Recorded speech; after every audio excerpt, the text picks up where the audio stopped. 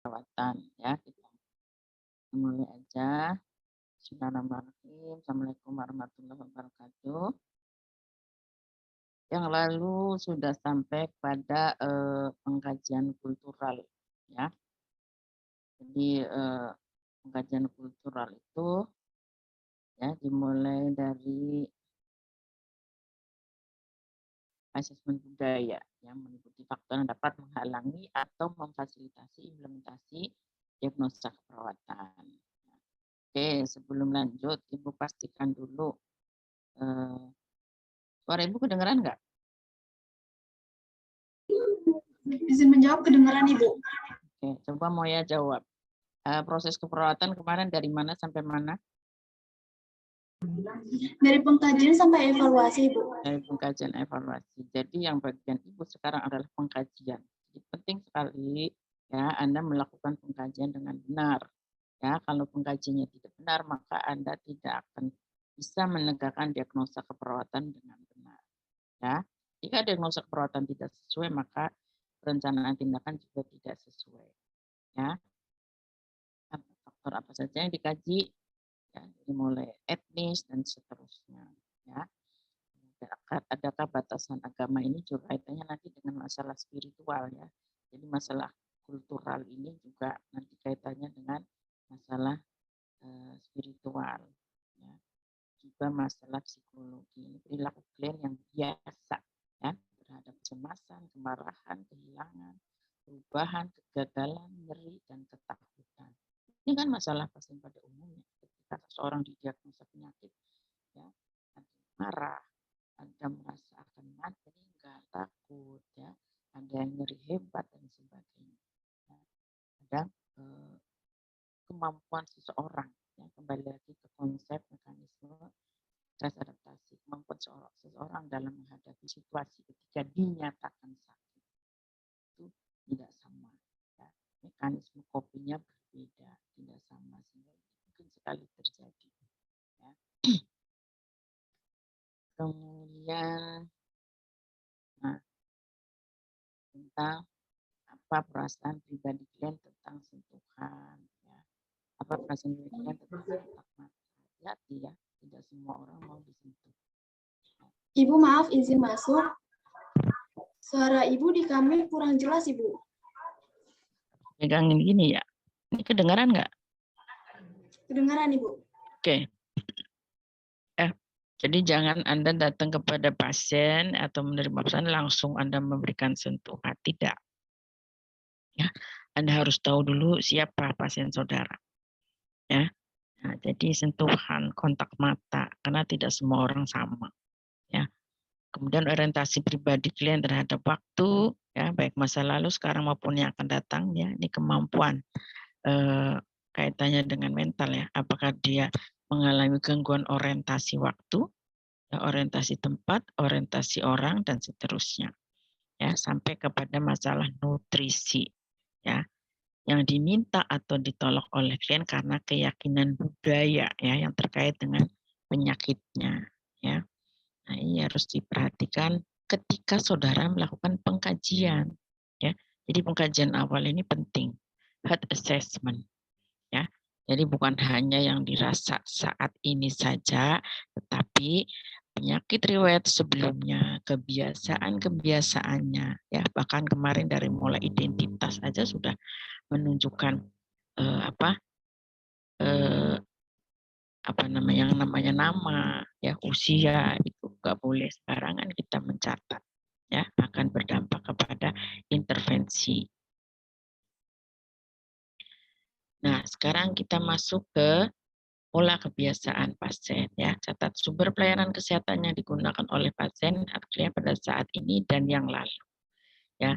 Jadi ketika dia datang ke IGD, misalnya saat ini dia datang ke IGD, kita tanyakan sebelumnya apakah dia berobat ke klinik umum, klinik apa, atau ke puskesmas, atau seperti apa, ya.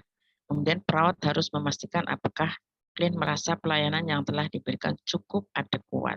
Nah, ini pentingnya ada proses manajemen di sini. Nanti Anda akan belajar manajemen, ya.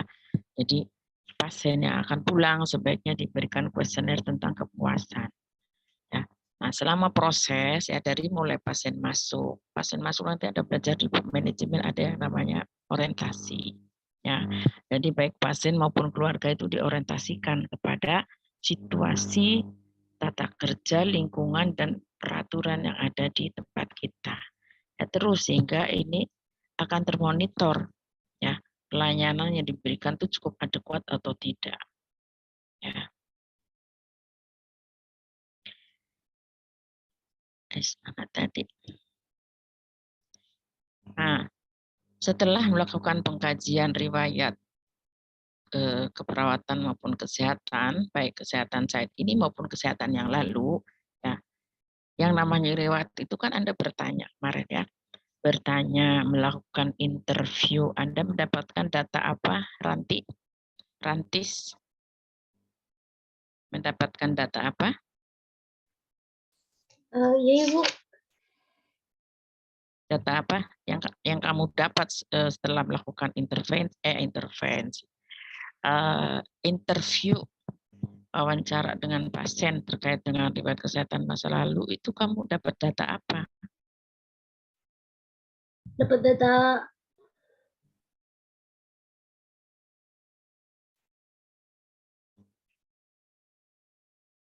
gaya hidup, biodata gitu. Apa namanya data apa tuh? Hal interview itu data apa? Saya lupa Bu namanya data apa. Ada yang bisa jawab? Data apa? Data hasil interview? Ayo, masa 40-an nggak ada yang bisa. Izin menjawab Bu. Data subjektif. Nah, itu dong kalau ditanya ya. Data subjektif hasil interview itu, karena kan kamu nanya tuh, sakitnya di mana Bu? Di mata. Itu kan jawaban. Ya, pengakuan dia. Nanti Anda cek tuh matanya, benar nggak ada kelainan. Nah, ternyata betul misalnya hasil pengecekan Anda pada matanya.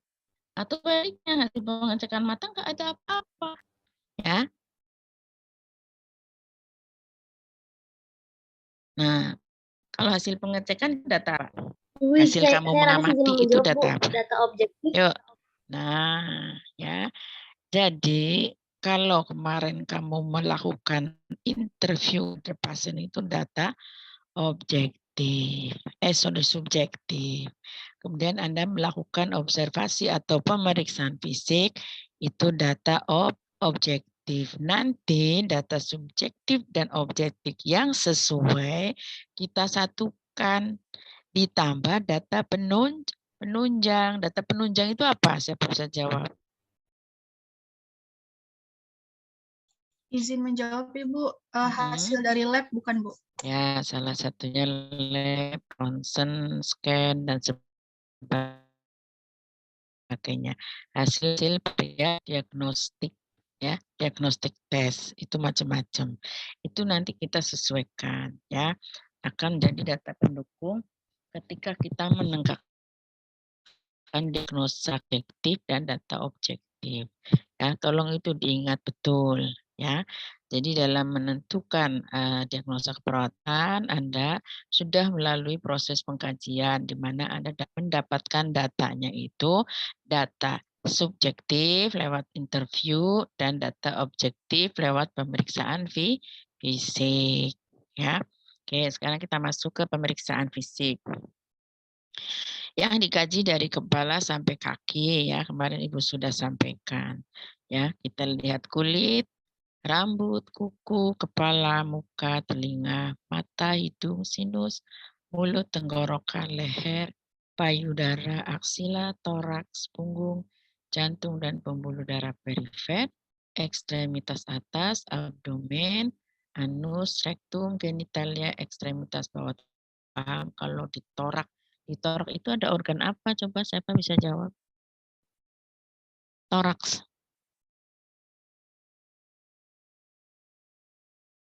Halo, ayo jangan lama-lama kalau jawab. Di toraks ada paru-paru Bu. Hanya paru-paru saja. Jantung. Paru-paru dan jantung. Kalau di abdomen? Abdomen. Usus. Ginjal, Bu. Liver. Liver. Terus apa lagi? Lambung. Lambung. Pencernaan, Bu. Bu ya jawabannya pakai bahasa anatomi ya, dibiasakan. Kalau ngomong sama dosen di lingkungan kampus pakai bahasa ilmiah. Kalau nanti Anda ke pasien boleh pakai bahasa usus. Ya, tapi bahasa anatominya apa tuh?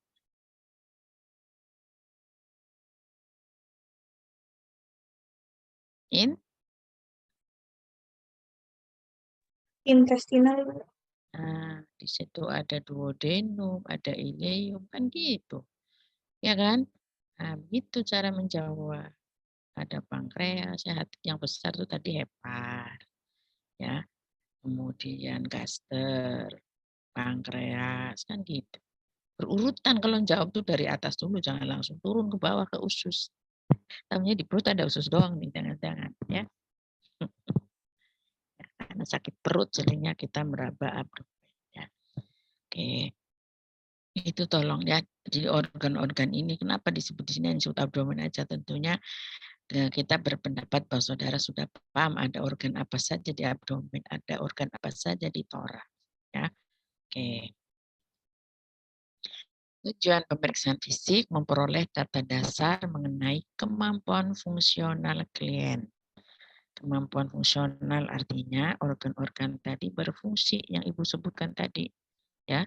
Organ-organ ini itu berfungsi ya, setelah diperiksa memastikan itu berfungsi ya atau tidak. Jadi mengenai kemampuan yang kita nilai dari fungsi organ tadi, melengkapi dan konfirmasi data yang diperoleh pada riwayat kesehatan.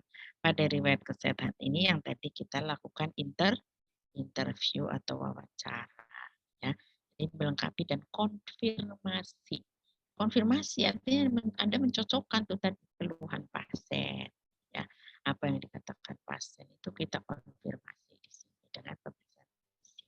Mendapatkan data dalam menegakkan diagnosa keperawatan dan perencanaan keperawatan. Ya, tadi sudah saya sampaikan.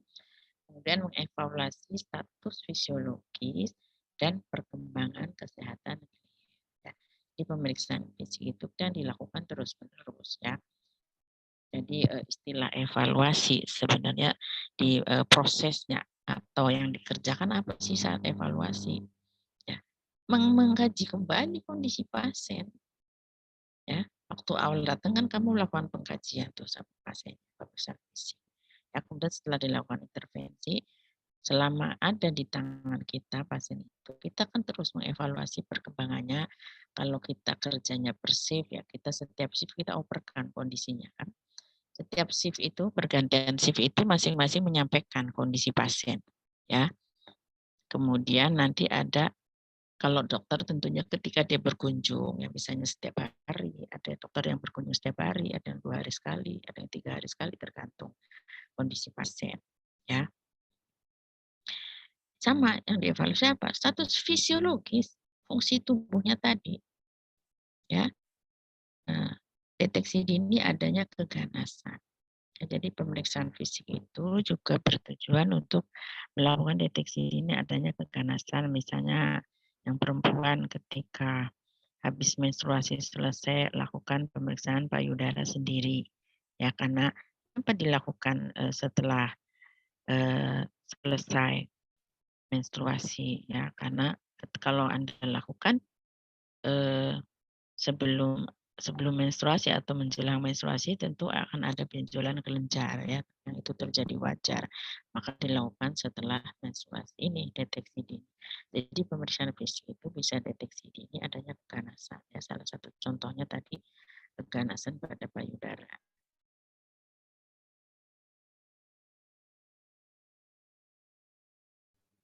Faisa, layar Ibu kelihatan senyum sendiri. Ya Faisa, nanti dikira sakit jiwa. Ya kalau pemeriksaan fisik ya. Nah,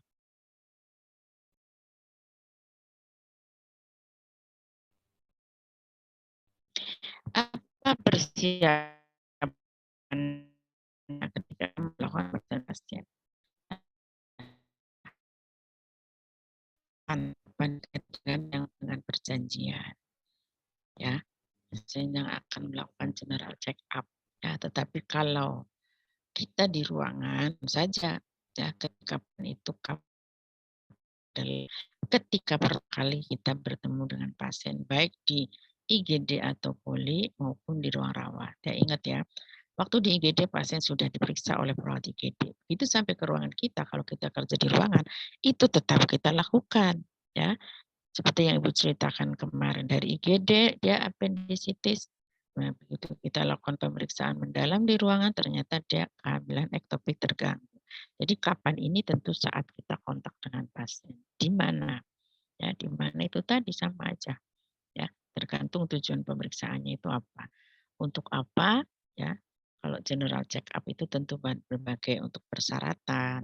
Ya, kalau pasien baru masuk tentunya tadi tujuannya untuk apa? Untuk mengetahui adanya gangguan fisiologis yang perlu diintervensi.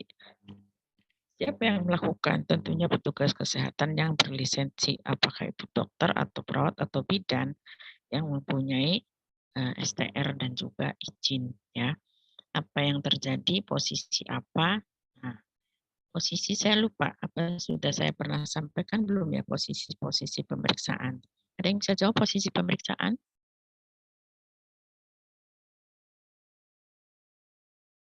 Halo, ada yang bisa jawab posisi pemeriksaan?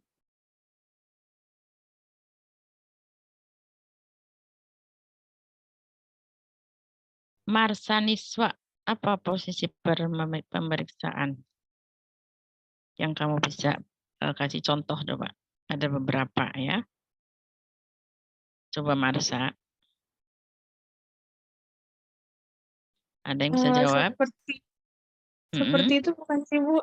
Apa? Kayak supinasi gitu, kedua lengan di samping kanan kiri badan gitu. Supine itu untuk memeriksa apa? Abdomen, bukan PCR, abdomen. Abdomen ya. Jadi posisi ini juga nanti disesuaikan dengan apa yang akan diperiksa.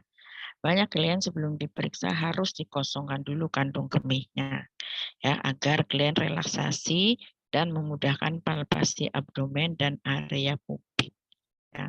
Jadi kenapa di tempat-tempat general check up itu disiapin toilet ya, disiapin minum ya supaya pasien merasa nyaman, rileks dan juga ini terkaitannya dengan ketika palpasi abdomen jangan sampai kondisi vesika urinarianya penuh dengan urin ya, harus sudah dikosongkan. Maaf ya Bu, agak bosan dikit. Nah ini tadi posisi pemeriksaan fisik itu ada dorsal dan horizontal recumbent. Jadi pasien terlentang di tempat tidur, kakinya ditekuk dua-duanya, tapi telapak kakinya masih menapak di tempat tidur. Ya. Kemudian posisi duduk, ya bisa duduk di samping tempat tidur, ya seringnya duduk di pinggir tempat tidur. Dikotomi nih pasien yang mau melahirkan. Tadi dorsal recumbent bisa untuk memisahkan daerah ini genital ya, daerah genital biasanya. Kemudian genupektoral, nah ini chest, ini lutut, chest dada, jadi lututnya menempel di dada. Ini juga biasanya untuk daerah genital, perineal, ya. Kemudian posisi sims ini miring biasanya, ya. Miring ini kaki yang atas ditekuk, ganjal bantal. Biasanya ini untuk pemeriksaan apa namanya anus, ya. Untuk pemeriksaan lewat rektal, ya. Front tadi ya kembalikan dari supine, ya. Oke. Metode pemeriksaan fisik, ya. Yang lalu sudah Ibu sampaikan ada 4 teknik utama, ya, untuk melakukan pemeriksaan fisik. Yang pertama selalu dengan inspeksi. Apa itu inspeksi?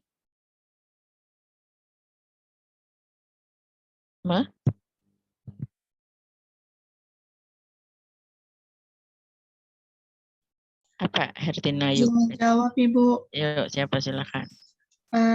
Inspeksi itu itu pemeriksaan yang dilakukan dengan cara melihat bagian tubuh, Ibu. Oke, kalau palpasi? Kalau palpasi itu diraba gitu, Bu, ada Diraba, ada sentuhan. Kalau perkusi? yang mengetuk gitu, Bu. Diketuk. Oke, Tulang. auskultasi? Mendengar. Mendengar, ya. Jadi inspeksi artinya kita menggunakan mata kita, ya. Kenapa petugas kesehatan tidak boleh buta warna? Repot kalau buta warna, nanti nggak bisa membedakan mana merah, mana putih, ya, mana kuning. Karena kita harus melihat. Contohnya tadi melihat mata kita ini kan warnanya orang Indonesia hitam sama putih, ya. Nah, kalau buta warna repot, nanti nggak bisa melihat. Loh, ini konjungtivanya pucat, apa putih, apa merah. Kan gitu. Ya. Nah, itu dengan inspeksi. Ya. Ada lebam, ada apa. Gitu. Kalau buta warna repot, nggak bisa membedakan mana warna. Karena warna ini yang nanti akan menentukan. Ya, menentukan keputusan kita berdasarkan hasil pengkajian ini.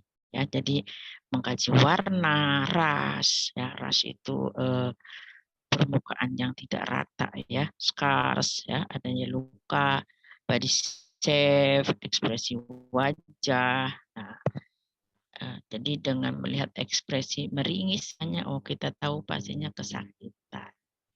Ya, wajah dan juga struktur tubuh, ya, tubuhnya proporsional apa enggak, Anda bisa lihat, ya, dari rentang tangan antara pusat tinggi panjangnya pusar dengan puncak kepala sama dengan pusar dengan kaki misalnya. Nah, itu struktur tubuh itu kan harus dilihat, ya. Jadi apa yang bisa kita lihat dari fisik tentunya, ya, fisik pasien, ya, ekspresi wajah. Kemudian metodenya tadi yang kedua adalah palpasi. Palpasi itu mengkaji tekstur, ya. Kamu menyentuh ini, kerasa nggak teksturnya halus, kasar, ya kan? Nah, jadi dengan sentuhan ini kita bisa merasakan adanya tekstur yang seperti apa.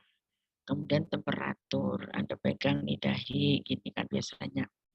Nah, ini juga sentuhan ini juga mengetahui suhunya normal atau tidak, ya, hangat, dingin, dan sebagainya. Vibrasi. Vibrasi itu dua telapak tangan kita tempelkan di dinding punggung. Ya, dinding punggung pasien tangan kanan kiri, ya, paru-paru, ya. Punggung itu kan paru-paru, kanan kiri. Tangan kita tempelkan. Kemudian pasiennya disuruh menyebut 9977, ya.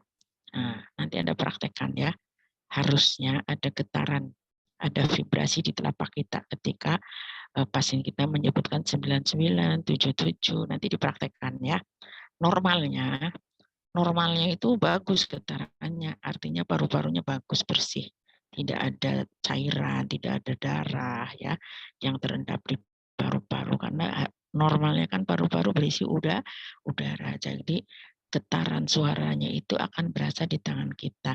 Nah, ini hasilnya bisa aja yang kanan bagus, yang kiri enggak gitu. Ya, di tangan kanan saya sebagai pemeriksa bagus, di tangan kiri saya sebagai pemeriksa tidak bagus. Nah, belum tentu paru-paru kiri pasien tidak bagus, ya. Makanya harus disilang. Disilang supaya apa? Jangan-jangan tangan kiri pemeriksa yang bermasalah. Ya, makanya harus di cross check tangan kanan kita pindah ke paru kiri pasien. Ya. Nah, setelah pindah ternyata bagus vibrasinya, berarti tangan pemeriksa yang salah, ya. Itu loh, segitunya kita memastikan hasil pemeriksaan kita. Ya, jadi kalau dengan vibrasi tadi keduanya bagus, nggak masalah. Tapi kalau salah satu tidak bagus, Anda harus cross check, ya, karena kemungkinan tangan pemeriksa yang sensitivitasnya sudah bermasalah, mungkin gangguan saraf dan sebagainya, ya. Kemudian palpasi juga menentukan posisi, ya. Jadi posisi dan juga ukuran, ya.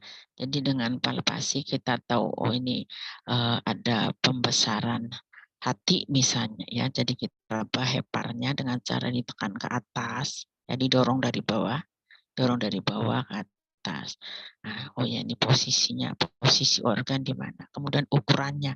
Dengan meraba kita akan bisa membedakan ada pembesaran organ atau tidak, ya. Kemudian juga ukuran, ya. Jadi misalnya ada benjolan nih di sini, misalnya ada benjolan, ya. Kan kita raba bisa, ya, diraba. Kemudian dari raban ini kita bisa memperkirakan, oh besarnya tanah, oh besarnya sebesar telur puyuh, oh besarnya sebesar telur ayam misalnya. Ya, makanya nanti Anda lakukan nih, terutama yang perempuan, pemeriksaan payudara sendiri ya sesudah menstruasi. Jadi begitu selesai menstruasi, lakukan apakah ada benjolan atau enggak. Kemudian konsistensi, ya. Benjolan tadi Anda raba lunak apa keras, ya. Itu kekenyalannya bisa Anda rasakan di ujung jari. Ya, karena tangan kita ini sensitif, ya, bisa merasakan benda keras, bisa merasakan benda kenyal, ya, dan juga mobilitas. Jadi ketika dipencet itu bergerak apa enggak itu benjolan, ya. Terutama nih lipom ya, lipoma, ya. Benjolan yang dari lemak itu, ya, lipom yang berada di bawah kulit. Nah, biasanya itu ada yang mobile, ada yang tidak, ya. Yang bagus tuh yang mobilitas itu bagus katanya, ada bukan keganasan, ya.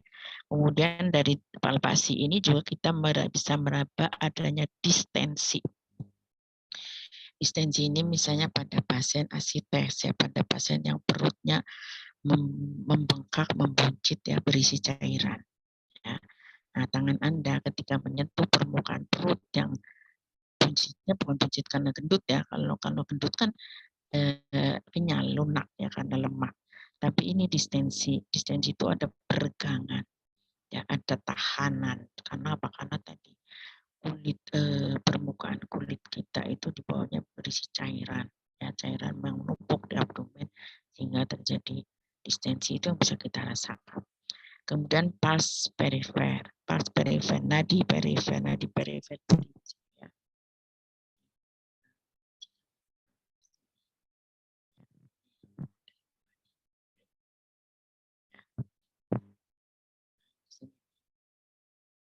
Ya, nah, kita bisa menambah di radialis, ya, yang lurus dengan tip jempol, ya.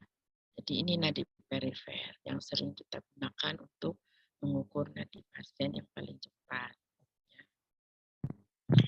Oke, itu palpasi. Jadi palpasi banyak, ya, yang bisa dikerjakan, bisa dilakukan untuk mengobservasi. Kemudian tadi yang ketiga perkusi dengan cara mengetuk, ya, mengkaji ukuran dan keadaan internal organ. Biasanya yang diperkusi itu jantung, paru, liver, ya, gaster, menimbulkan bunyi flatness ini pada hepar, dullness pada jantung, resonan hiperresonan pada paru-paru, dan bunyi timpani pada gaster, ya. Jadi jangan salah. Ya. Flatness untuk hepar, dullness untuk jantung, resonan cara untuk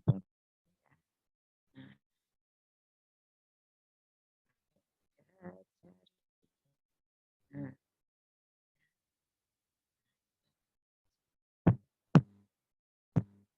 perkusi. Yang jadi tumpuan itu di angle sini, bukan di siku, ya. Jadi tumpuannya di sini. Anda bentuk itu. Bukan di siku, bukan di siku, ya. Jadi sikunya jangan Anda gerakan, ya, tapi pergelangan tangan, ya. Nah, jadi diketok tuh batas paru. Nanti Anda praktekkan sendiri, ya, pada orang normal. Coba daerah paru, makanya lihat buku anatominya. Paru-paru tuh batasnya apa? Nah, disitulah Anda mengetuk. Apa sih, bagaimana sih bunyi resonan hiperresonan, ya. Terus daerah gaster, Anda bayangkan posisi gaster ada di mana, Anda coba ketuk bunyinya.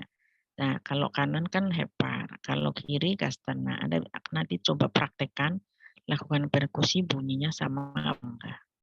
Ya. Nah, istilah bunyinya ini, flatness, dullness, resonan, hiperresonan, dan timpani. Ya, untuk organ. Coba flatness apa tadi Hilda? Hilda Silvi Widiana, flatness untuk organ apa?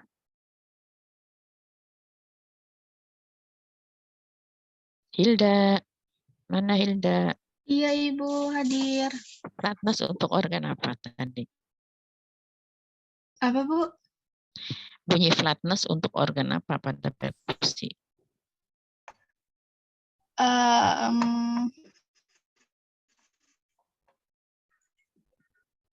Saya tadi kurang nyimak, Ibu, bisa Siapa bisa juga. jawab? Siapa jawab?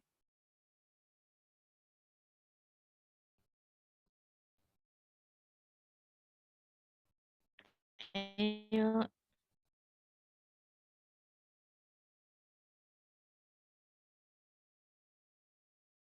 Siapa bisa jawab? Izin menjawab, Ibu. Flatness. Tak bisa. Paru, Ibu.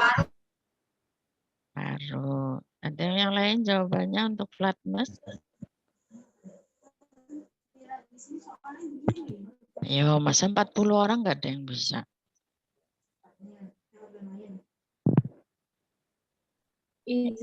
Ibu udah pelan-pelan loh jasinya nih, udah buru-buru. Ya, Naswa. Jantung, Ibu. Jantung. Ada yang lain jawabannya?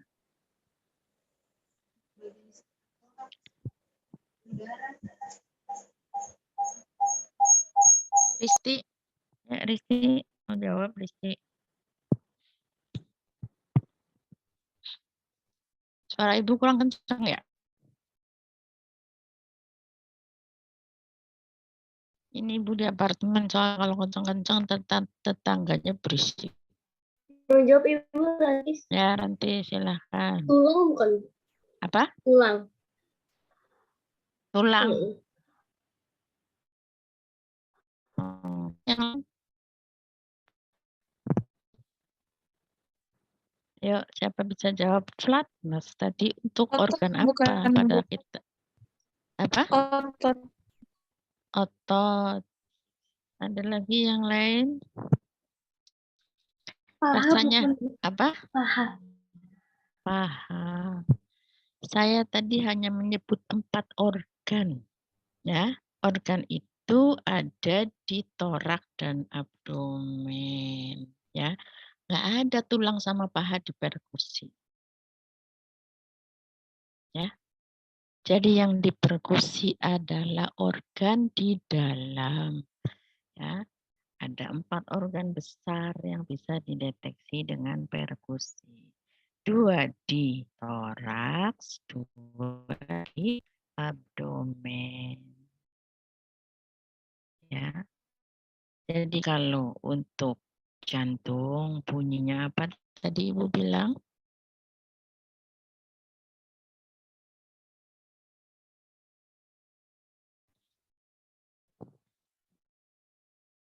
Dulness.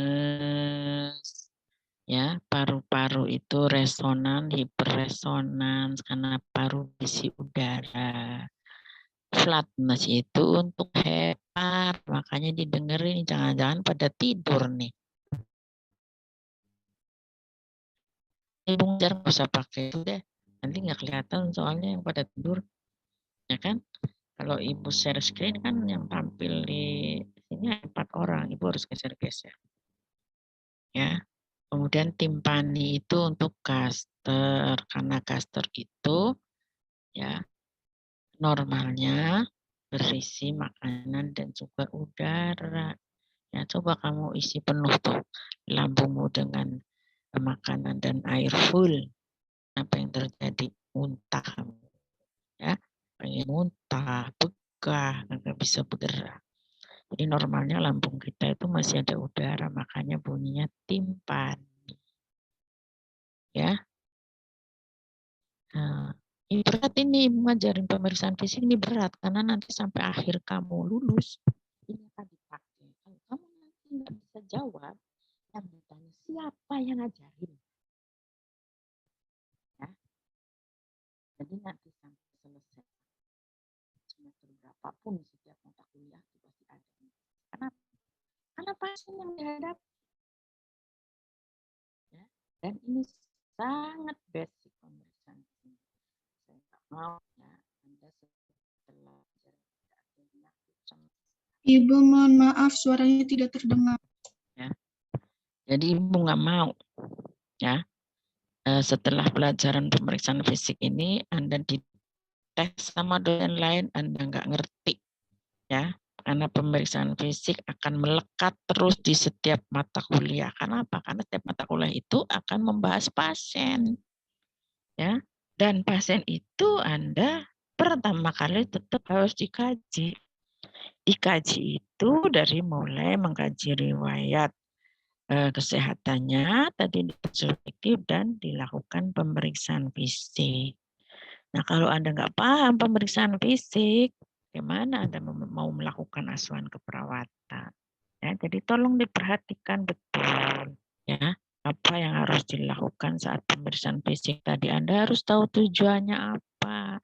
Nanti ya kemudian posisi yang dibutuhkan apa, pemeriksaan yang dibutuhkan, alatnya apa, lingkungannya gimana, ya.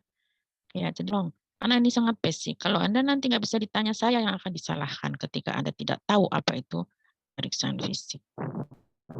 Ya. Ya, kembali. Dan auskultasi itu tadi perkusi.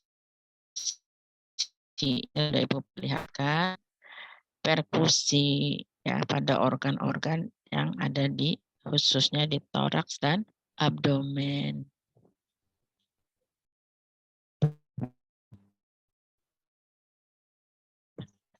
Bang. Oke, sebentar. Lanjut dengan auskultasi. Ya, auskultasi menggunakan stetoskop. Ya, makanya Anda wajib punya nih stetoskop. Kalau enggak, Anda nggak bisa berlatih. Apalagi sekarang kondisi kita learning from home. Ya, jadi Anda harus punya alat sendiri untuk berlatih sendiri.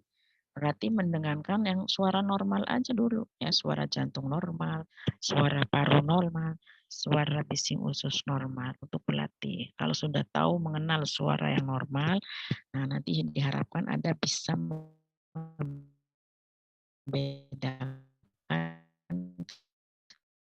ketika ada tidak normal.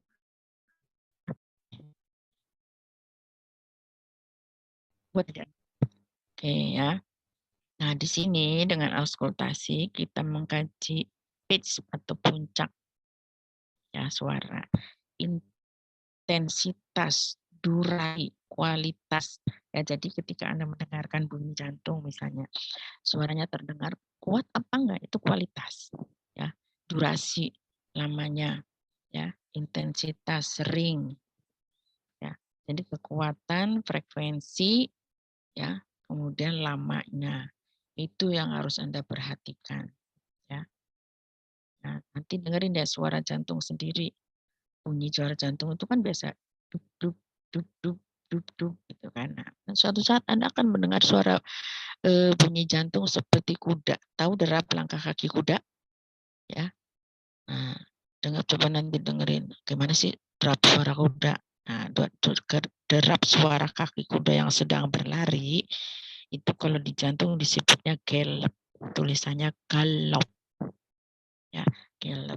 Nah itu sudah kelainan, belum lagi suara murmur ya untuk jantung. Nah itu kita gunakan stetoskop untuk mendengar. Jadi Ibu minta dari sekarang Anda latihan mendengarkan bunyi jantung, paru, bising usus pada orang normal. Itu bunyi tadi baru bunyi jantung ya. Ada istilah gallop, ada istilah murmur, ya. Ada istilah apa? Wheeze. Ya. Nah, untuk paru-paru ya pada pasien asma misalnya ya yang terkenal itu bunyi wheezing. Ya. Bunyi wheezing itu bahasa Indonesianya mengi. Ya. Gitu. Kenapa? Ketika udara melewati bronchus, bronchusnya itu normal. Normalnya lubang bronchus kan berlubang seperti ini. Ya. Pada saat radang karena asma ya, salurannya menyempit seperti ini, menyempit ya. Sehingga udara yang akan lewat tertahan. Ini akan menimbulkan bunyi wheezing ketika Anda mendengarkan pakai stetoskop. Bahkan kadang nggak pakai stetoskop pun kita bisa mendengar suara mengi pada pasien yang sedang kumat asmanya. Ya. Karena apa tadi? Karena ada radang. Radang itu bisa disebabkan oleh alergi, bisa karena infeksi dan sebagainya. Ya, intinya di sana ada radang. Ya, pada pasien asma. Itu paru, bising, kemudian ronhi. Ronhi juga ada ronhi basah, ada ronhi kering. Ya, jadi tolong makanya nanti Anda latihan mendengarkan bunyi paru-paru yang bersih, bunyi jantung yang normal, dan bunyi usus, bising usus yang normal. Ya, karena dari angka normal inilah, dari suara normal inilah, nanti ketika Anda memeriksa pasien, menemukan bunyi yang berbeda, Anda harus segera melaporkan. Kan katanya perawat 24 jam di pasien. Ya.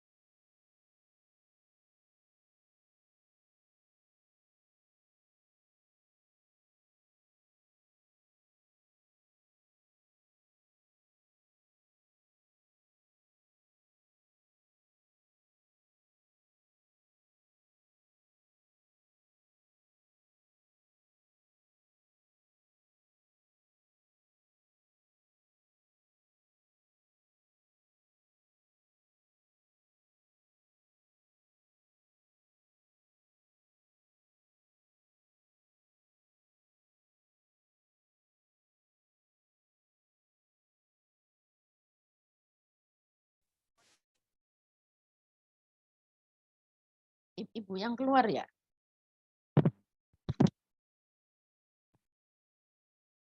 Sinyal saya berarti ya, saya keluar tadi. Oke, saya lanjutkan ya.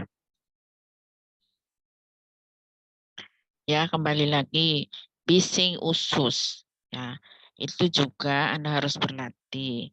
Memang di buku Fundamental of Nursing itu yang disebut bising usus normal itu ditulisnya di sana 5 sampai 35. Tapi kalau 35 itu orang yang diare kali ya. Saya juga bingung tuh kenapa di buku itu dibilangnya normal. Tapi rata-rata itu sekitar 12 itu normalnya. Makanya nanti coba Anda dengarkan sendiri suara bising usus. Jadi Anda taruh terus stetoskop di perut.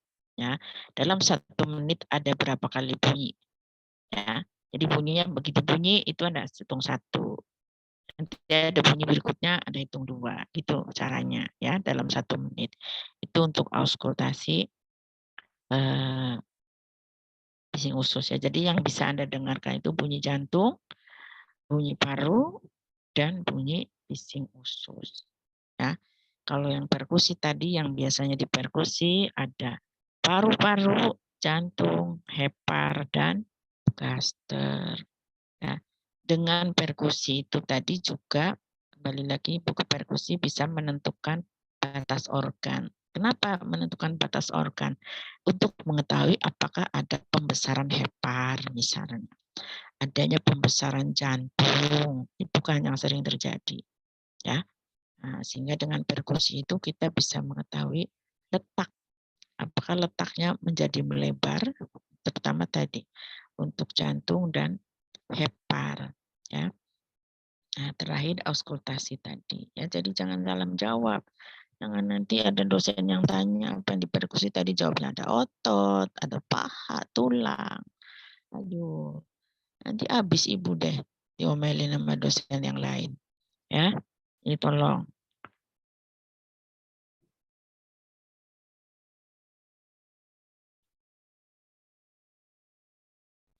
Nah, apa alat yang digunakan?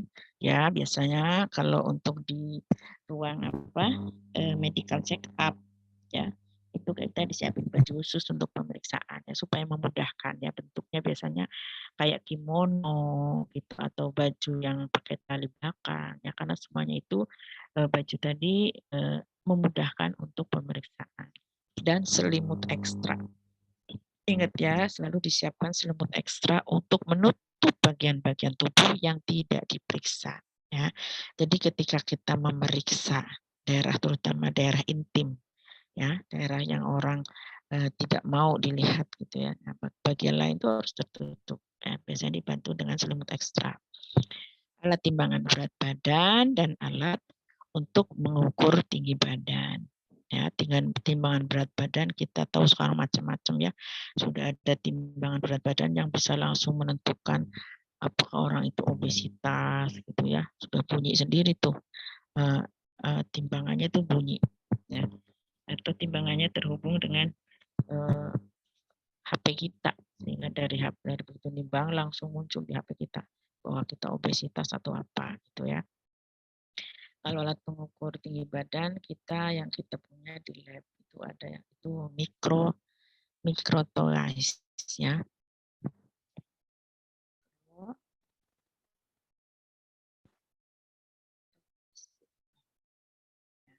Ini dipasang di dinding ya, angka nolnya kita tempelkan di dinding yang menyentuh lantai, kita tarik ke atas sampai 2 meter. Nah, setelah 2 meter kita plester tuh alat ke dinding. Ya.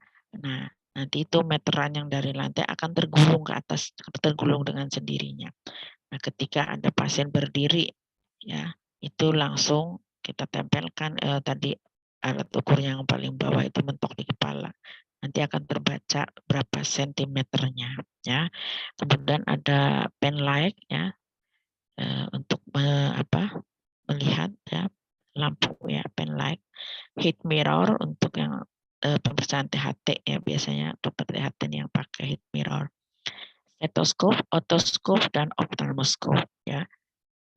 Stetoskop tadi ya untuk auskultasi, kemudian otoskop dan ophthalmoscope untuk mata, otoskop telinga ya. Perkusi hammer palu ya, mungkin Anda pernah lihat palu yang ujungnya segitiga ya, itu yang sering dipakai. Ada kadang juga ada yang bulat juga. Sfigmomanometer ya untuk mengukur tekanan darah. Nah, sekarang juga macam-macam ya alat pengukur tekanan darah, dari yang digital ya, di sfigmomanometer yang air raksa biasanya. Sarung tangan disposable. Ya, sarung tangan ini juga disesuaikan kebutuhannya. Jadi jangan Anda pakai sarung tangan satu, habis pegang pasien yang satu ke pasien yang lain Anda nggak ganti, itu salah. Ya, karena sama aja Anda menularkan infeksi ya, atau istilahnya kalau di rumah sakit infeksi nosokomial, memindahkan dari pasien yang satu ke pasien yang lain dengan sarung tangan yang tidak diganti. Namanya juga sarung tangan disposable ya, jadi hanya dipakai untuk satu kali tindakan untuk satu pasien ya.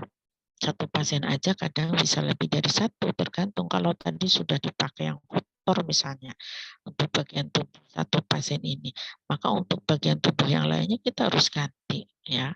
Nah, jadi makanya harus kalau mau satu sarung tangan untuk satu pasien kita harus menyentuh daerah yang tidak kotor dulu ya.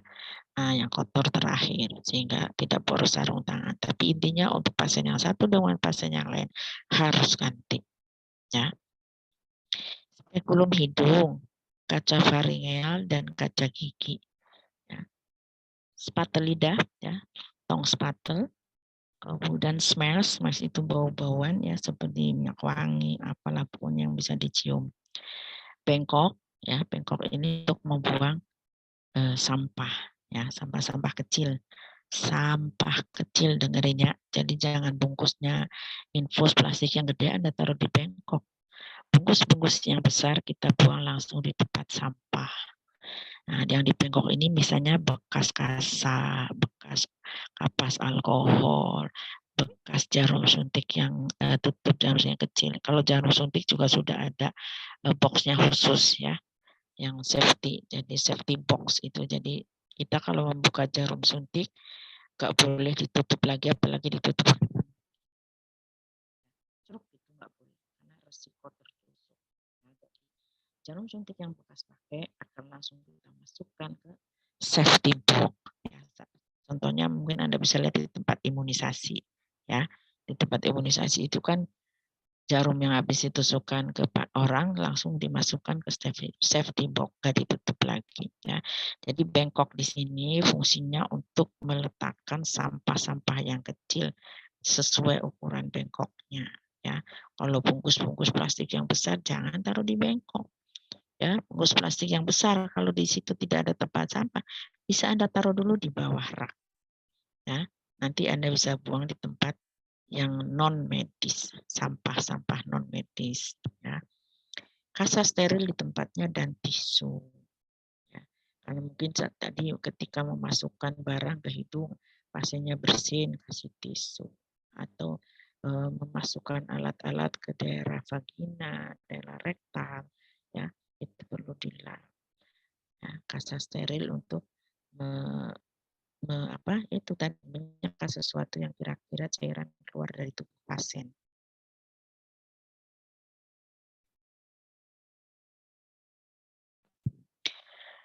Nah, pemeriksaan fisik ini kita selalu melakukannya dari penilaian secara umum ya, yang beberapa waktu lalu sudah Ibu singgung ya.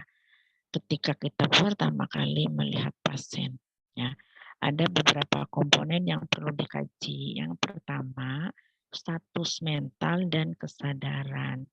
Kesadaran ini diukur pakai Glasgow Coma Scale. Ya, Glasgow Coma Scale itu terdiri dari EMV. Nilainya itu 4, 6, dan 15. Ya. Oke, nanti silakan Anda explore sendiri apa itu Glasgow Coma Scale. Ya, nilainya paling tinggi 15. Ya.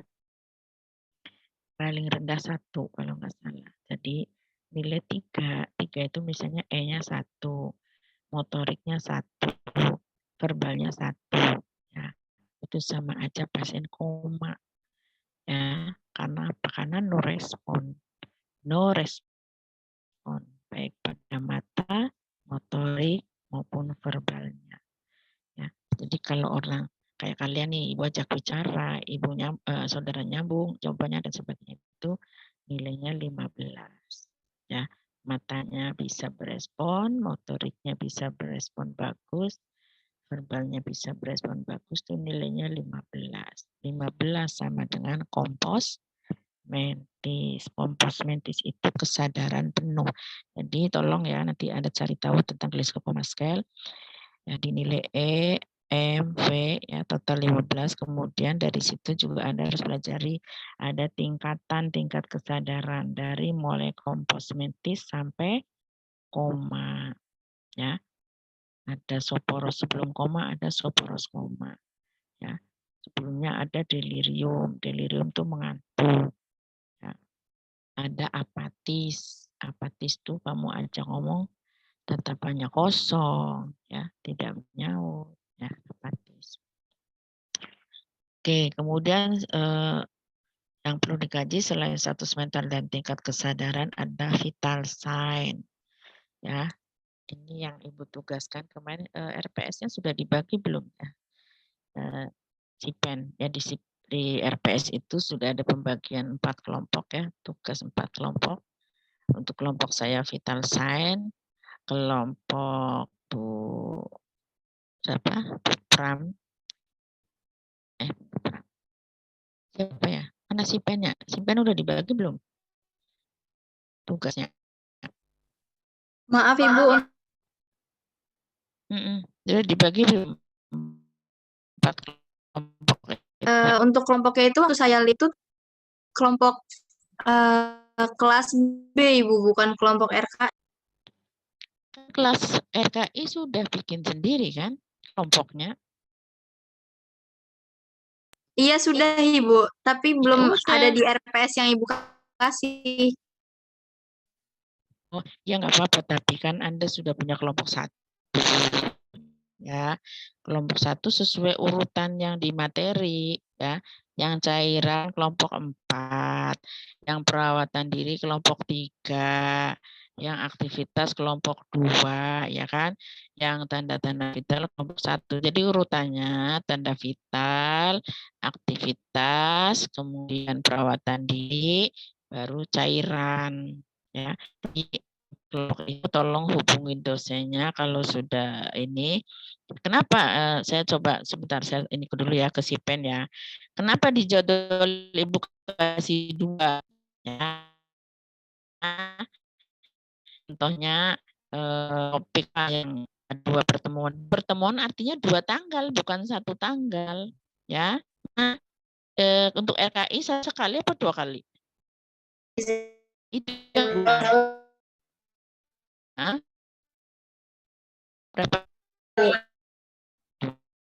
Ya. Ya. Nah, artinya temuan itu Senin sama Kamis, bukan di Senin semua. Ya. Jadi Senin untuk dosennya, Miss untuk mahasiswa presentasi. Itu loh, untuk topik itu. Ya. Nah, ini Ibu baru sempat jelasin. Jadi kalau di situ ditulis 2, ya 2. Kalau ditulis 1, 1. Harinya maksudnya. Ya, pertemuan itu kan disesuaikan dengan hari. Ya, 1 pertemuan kan 1 hari. Ya. Oke. Jadi tolong nanti untuk tanda vital kelompok 1 ya. Siapkan kalau nggak salah tanggal 7 ya tanda vital itu kalau di jadwal kalau nggak salah lihat ya. Oke, kemudian tanda vital itu terdiri dari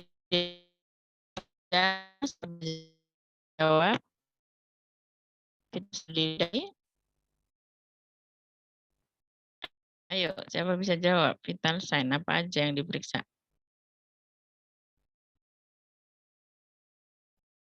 Rehana Kail,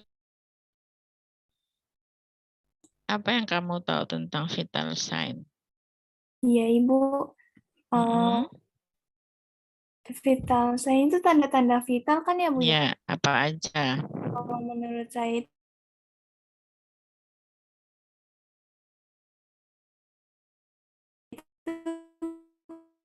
kayak itu,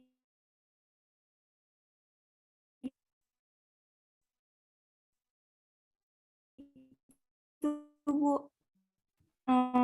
Nadi itu.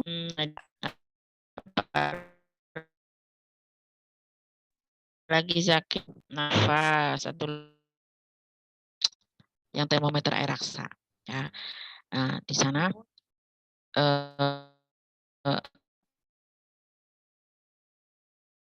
pertama kali tiap pasien ya, karena butuh waktu 5 sampai 10 menit. Jadi termometer itu kita letakkan dulu sebelum diletakkan di pasien, turunkan dulu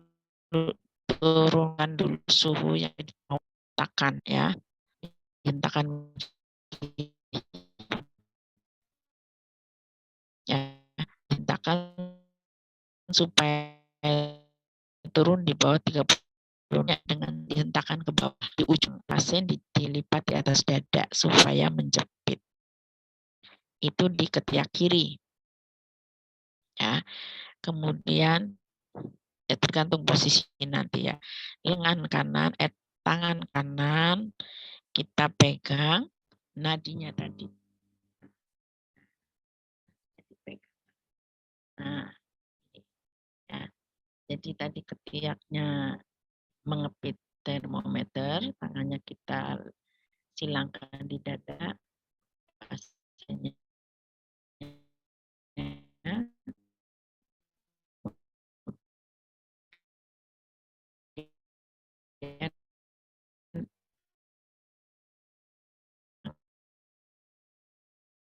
megang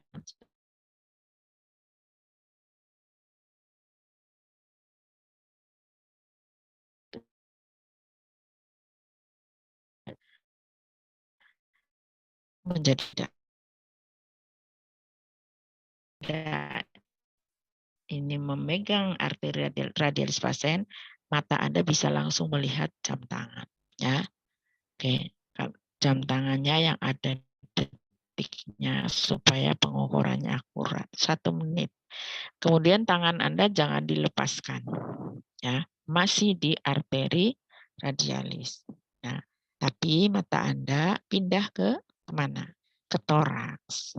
Ya, Anda akan mengukur respiration rate-nya, ya, RR, respiration rate tadi nafas. Kalau Anda bilang bahwa Anda akan mengukur, nanti pasiennya akan mengatur nafasnya, jangan. Makanya tadi tangan Anda seolah-olah masih mengukur nadi, tapi mata Anda melihat ke toraks dan ke jam tangan, menghitung. Ya, sama 1 menit full. 2 menit ya kepake. Nah, sambil menunggu, tadi kan paling cepat 5 menit untuk termometernya, yang air raksa ya. Nah, Anda pasang manset, ya, jadi setelah nadi dan nafas, Anda pasang manset, ya, untuk tekanan darah, ya. Nah, lakukan pengukuran tekanan darah bisa 1 sampai 2 menit. Kemudian Anda rapikan, setelah selesai mengukur tekanan darah, nah, baru Anda cek hasil pengukuran suhu. Ya, seperti itu. Ya, mekanisme urutan langkah yang efisien dan efektif dan hasilnya akurat. Ya. Oke, siapa bisa jelaskan yang barusan Ibu jelaskan untuk mengukur tanda vital? Ayo, jangan lama-lama, nanti nggak keburu waktunya.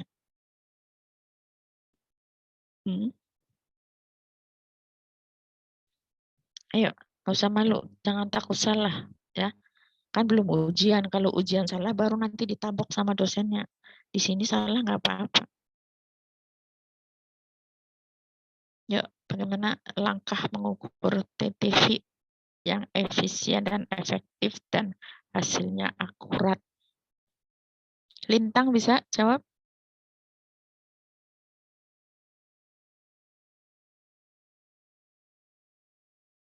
Siapa yang bisa? Ayo, kalau Ibu tunjuk, nggak bisa. Yang merasa bisa silahkan.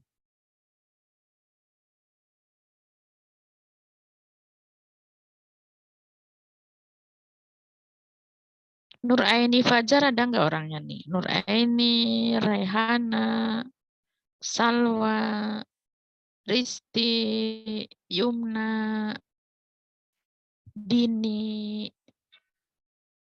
Marsaniswa, Safira, Hansa. Ayo, siapa bisa jawab urutan mengukur tanda-tanda vital? Dimulai tadi dari memasang termometer raksa di aksila. Ayo, siapa?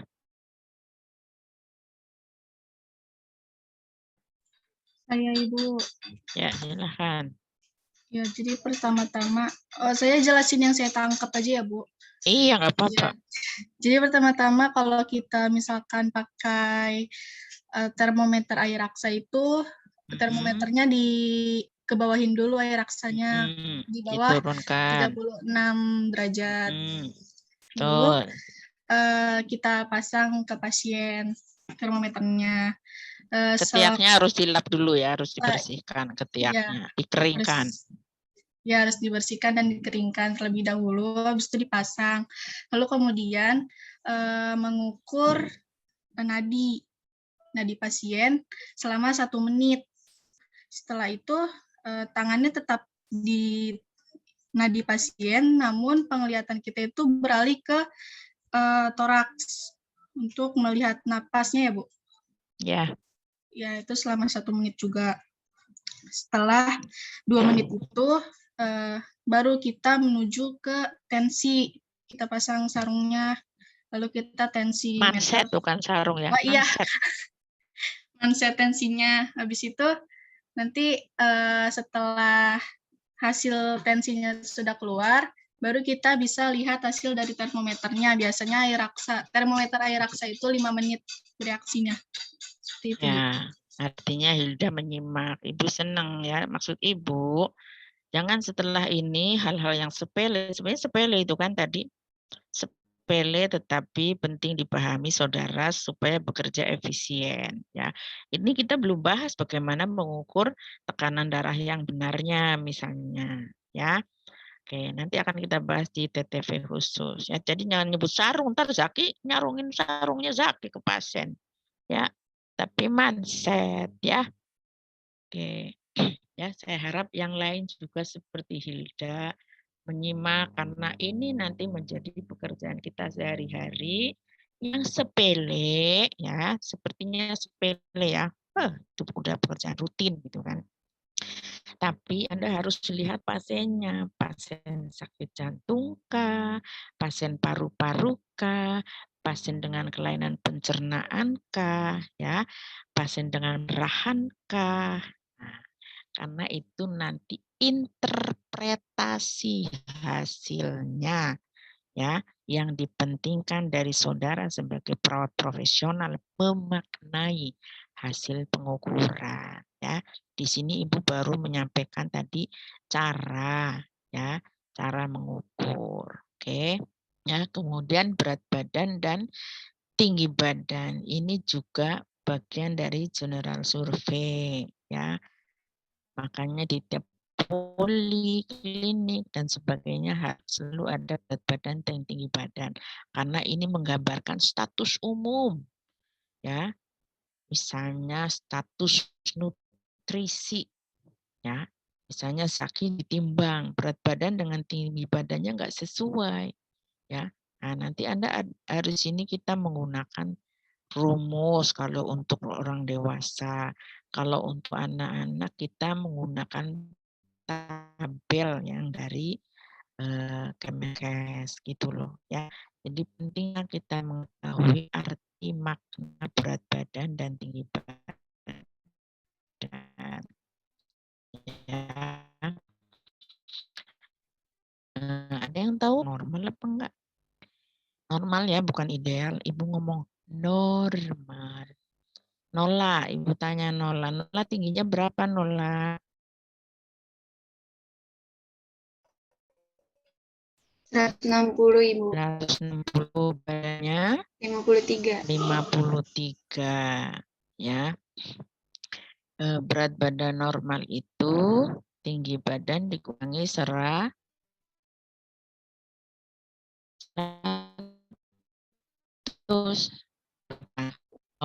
berapa? 60. Jadi dengan tinggi 160, berat badan 60 itu masih kategori normal. Tapi berat badan persen dari 60. 10%-nya 60 berapa? Berapa nolak 10% dari 60?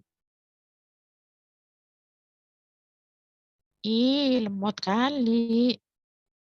6. 60 dibagi 10, 6 atuh. Ya, jadi kan tadi 60 dikurangi 6 berapa? 54 Ibu. 54. Nola tadi berapa? 53. Nah, agak kurus dikit. Ya, Nola. Kamu merasa kurus enggak? Enggak Ibu. Nah, ya karena 53 dan 54 masih berdekatan. Menggunakan berat badan normal. Ya, karena ini juga menggambarkan status nutrisi nih, berat badan dan tinggi badan. Ya, nanti ada ukuran-ukuran tadi dari normal ditambah kalau dia bertambah 10% dari normal, misalnya tadi 60 normalnya, kemudian dia sendiri setelah diukur 66, itu menjadi overweight.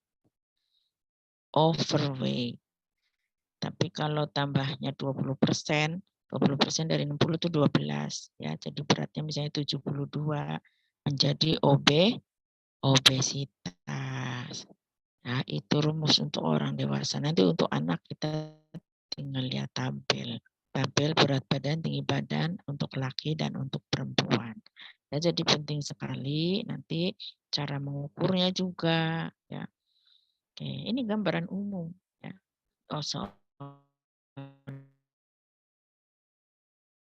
Orang dikatakan sehat atau tidak. Masuk ke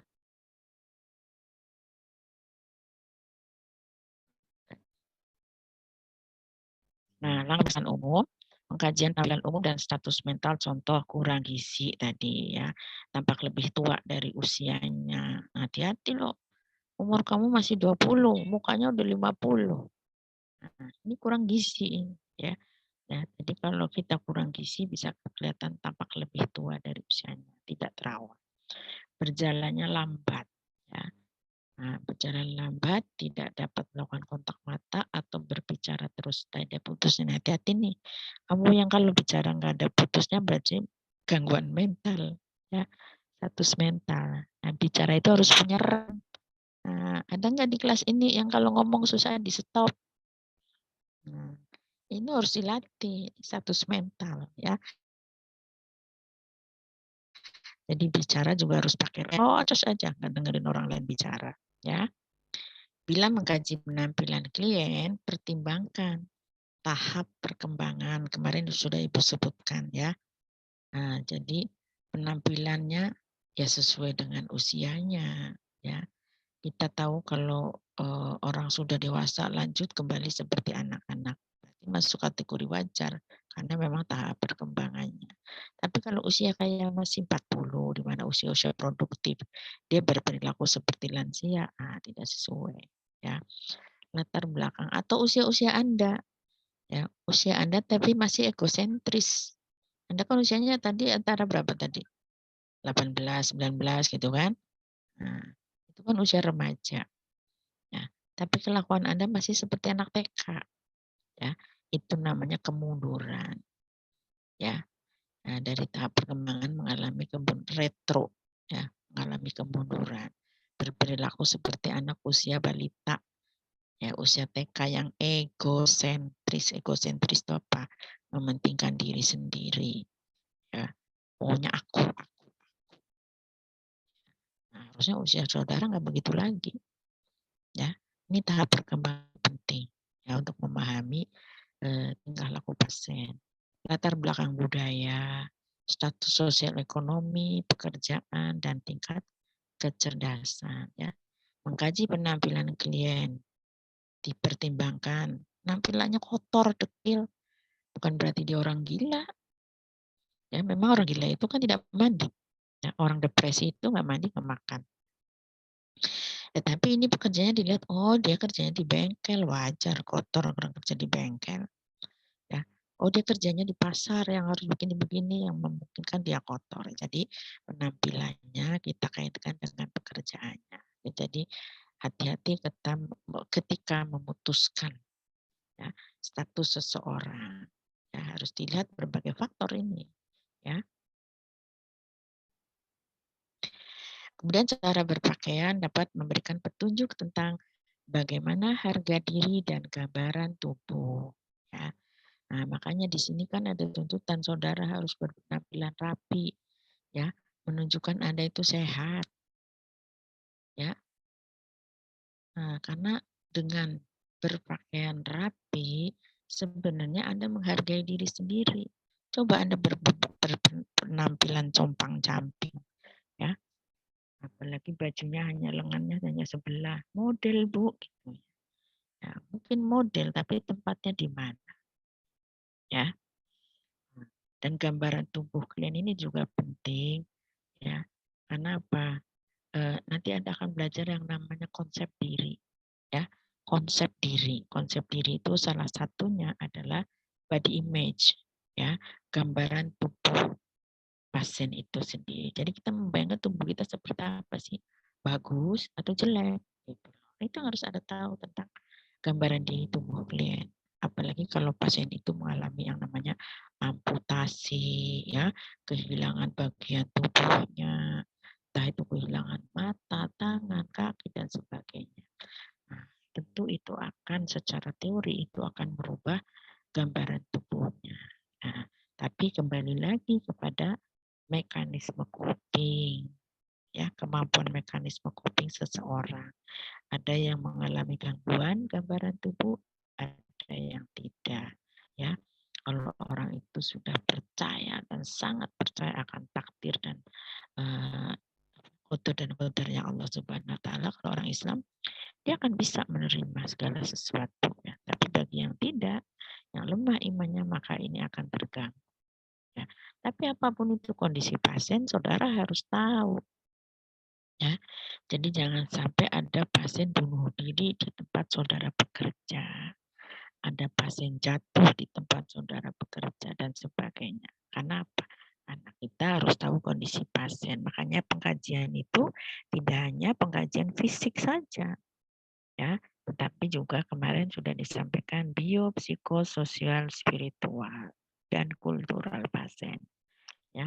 Nah, pengkajian umum tidak hanya dari cara berpakaian, tapi juga personal hygiene, ya.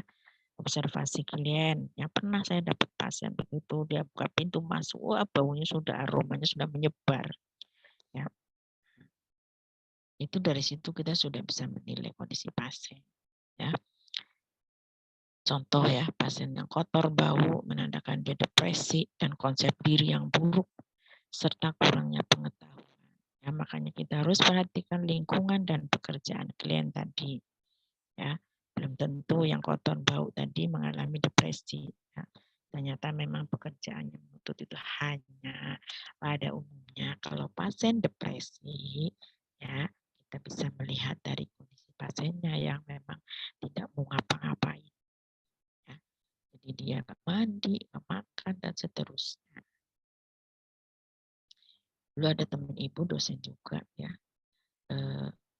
Artinya jadi bunuh diri tidak sengaja dalam artian karena dia nggak mau makan, nggak mau ngapa-ngapain, terus menerus akhirnya apa, lambungnya bolong, ya. Karena asam lambung itu kan korosif, ya. Asam lambung itu korosif, jadi kalau belum lagi hormon yang dihasilkan dari stresnya, ya, itu menyebabkan kerusakan di lambung sampai lambungnya bolong dan akhirnya meninggal. Nah, itu sama aja bunuh diri kan sebenarnya, ya. Nah, jadi hati-hati, ya. Pasien gastritis itu Anda harus tanya kenapa. Bukan hanya karena lebih gastritis itu bisa karena kecapean, kelelahan, sehingga dia tidak makan, atau juga pada pasien-pasien yang mengalami gangguan emosional, ya. Pengkajian penampilan umum bisa kita lihat dari postur dan cara berjalan.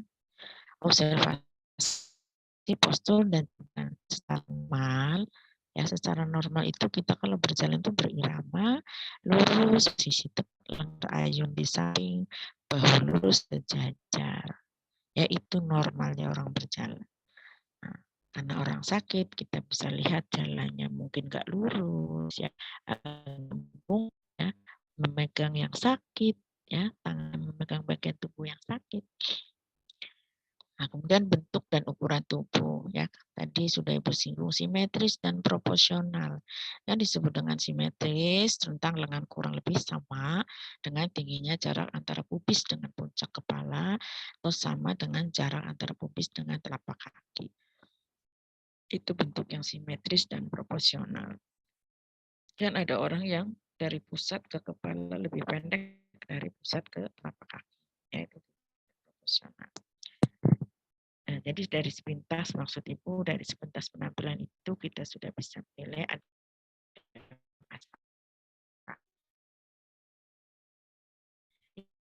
badan sesuai dengan itu yang diharapkan. Ya, kembali lagi tadi, ya, berat badan dan tinggi badan menggambarkan status nutrisi khususnya, ya. Yang pertama kita lihat tentu status nutrisi, karena nanti kalau ini tidak balance, ya, tadi ada yang obes itu akan berdampak, baik obes maupun yang kacheksia tadi, ya, yang sangat kurus, itu akan menyebabkan pada proses metabolisme. Ya, kalau metabolisme sudah terganggu, maka semua sistem tubuh akan terganggu. Metabolisme terjadi di mana kemarin?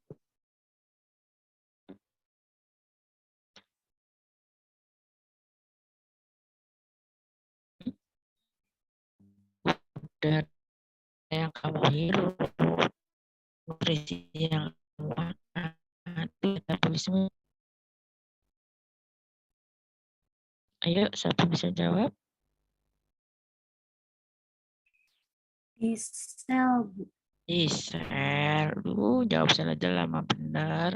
Ya, di sel-sel tubuh itulah terjadi metabolisme protein, karbohidrat, dan lemak. Di mana metabolisme membutuhkan oksigen. Hasil metabolisme adalah ATP, adenosin trifosfat. Sisa-sisa metabolisme dibuang kemana? Kalau energi kan dipakai, ya. Nah, sisa-sisa metabolismenya apa? Dibuang kemana?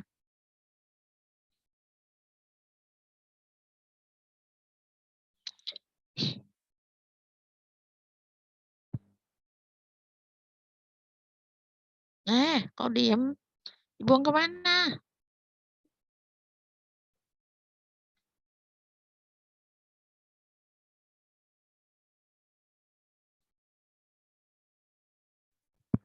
Ke ginjal bukan, Bu? Ada yang di ginjal, ada yang lewat paru, kan gitu, ya. Aduh, baca lagi fungsi tubuh, ya. Masih pengkajian umum perilaku, ya. Secara umum dikaji selama klien berespon terhadap pertanyaan dan memberi informasi tentang riwayat kesehatannya. Catat bagaimana mood saat menjawab, sikap, tingkat kecemasan, orientasi terhadap waktu, tempat, atau orang, serta gaya bicaranya. Hasil pemeriksaan ini perlu dievaluasi selama pengkajian sistem neurologi. Ya, jadi perilaku kemarin sudah Ibu sebutkan bisa karena adanya kelainan neurologi. Ya, secara fisiologis ya sistem neuronnya terganggu sehingga berdampak pada perilaku. Ya, itu yang harus kita perhatikan. Nah, bagaimana pengukurannya untuk tinggi badan dan berat badan? Bila terdapat perbedaan yang besar antara tinggi badan dan berat badan yang dinyatakan klien dengan hasil pengukuran, ini menurut gambaran body image klien. Ya, tadi misalnya kita ukur hasilnya normal, tapi pasien merasa kurus sekali. Atau sebaliknya pasien merasa gemuk sekali. Padahal hasil pengukuran kita dalam batas normal. Nah, ini menunjukkan adanya gambaran atau gangguan body image. Paham ya? Sampai sini paham nggak terkait dengan body image? Ya, hasil pengukuran kita normal dia tadi, ya, misalnya 55 sampai 60. Kan tadi normal dengan tinggi badan 160. Ya. Tetapi dia merasa sangat kurus. Ya. Berarti ada gangguan, sangat gemuk. Ya, berarti dia ada gangguan di sininya, di kepala pasien ini yang ada gangguan tentang gambaran diri. Ya. Perbedaan berat badan menunjukkan kurangnya kesadaran klien tentang kehilangan atau penambahan berat badan yang tiba-tiba yang mungkin disebabkan oleh penyakit. Ya, pada pasien apa contohnya diabetes ya, biasanya dia akan mengalami penurunan berat badan yang sangat drastis. Ya, pada pasien dengan gangguan diabetes yang tidak terkontrol, ya. Nah, mungkin karena belum tahu kalau dia diabetes, ya, tiba-tiba ada penurunan berat badan. Ya, ternyata setelah dicek ada masalah dengan gula darahnya. Ya. Nah, mengukur tinggi badan harus menggunakan alat ukur yang standar. Tadi ya, contohnya kita pakai micro twice. Instruksikan klien untuk melihat lurus ke depan dan berdiri tegak dengan kaki dirapatkan. Jadi kaki rapat, tumitnya menyentuh lantai dan dinding. Ya, siku-siku lantai dengan dinding itu bawah.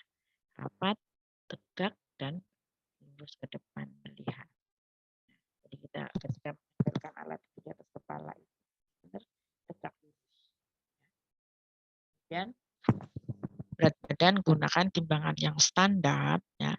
Kalau timbangan itu digital kita pastikan baterainya baru ya, karena baterainya kalau digital, kalau baterainya sudah lama itu juga akan pengaruh pada hasil.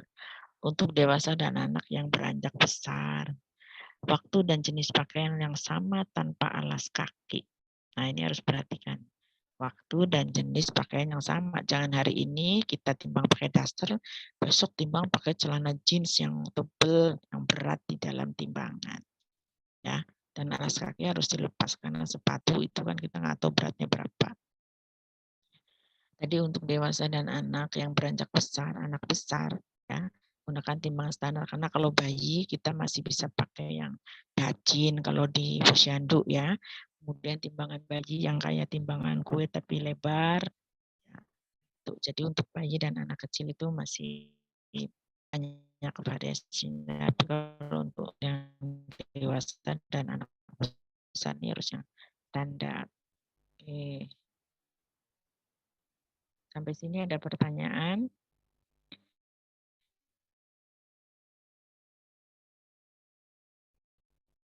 Ini apa ya?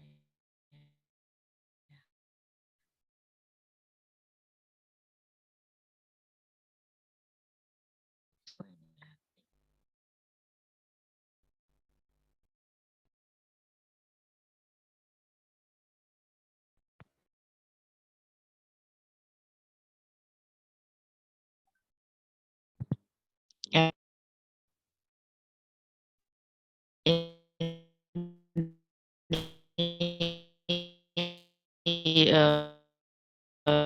Lanjutan dari ya, ada data pasien yang Nola tahu. Ya. Kemudian Hilda sama di ruangan itu, tapi Hilda nggak pegang pasien A tadi. Ya. Itu Nola nggak boleh cerita ke Hilda, ya meskipun sama-sama perawat, karena si A tadi sudah percaya dengan Nola. Ya. Kecuali Hilda memang ikut menangani pasien Nola, pasien yang si A tadi. Ya. Kalau menangani pasien yang sama, boleh kita berdiskusi. Ya. Nah, itu yang arti privacy. Jadi bukan hanya privacy itu bukan hanya menjaga apa namanya ini tirainya harus ditutup, bukan. Ya. Informasi pun itu adalah privacy. Jadi kita nggak boleh sembarangan cerita hasil-hasil pemeriksaan kita, apalagi tadi itu. Tadi kan slide pertama yang nongol gambar laki-laki telanjang ya. Maaf Nah, Ibu. Ya. Ibu maaf share screen-nya belum terlihat. Belum terlihat. Yang terlihat apa? Layar hitam saja Ibu. Sebentar.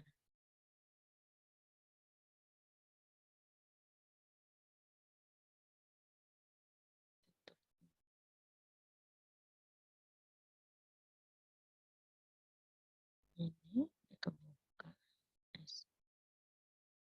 Ini kebuka. Apa karena sinyal ya?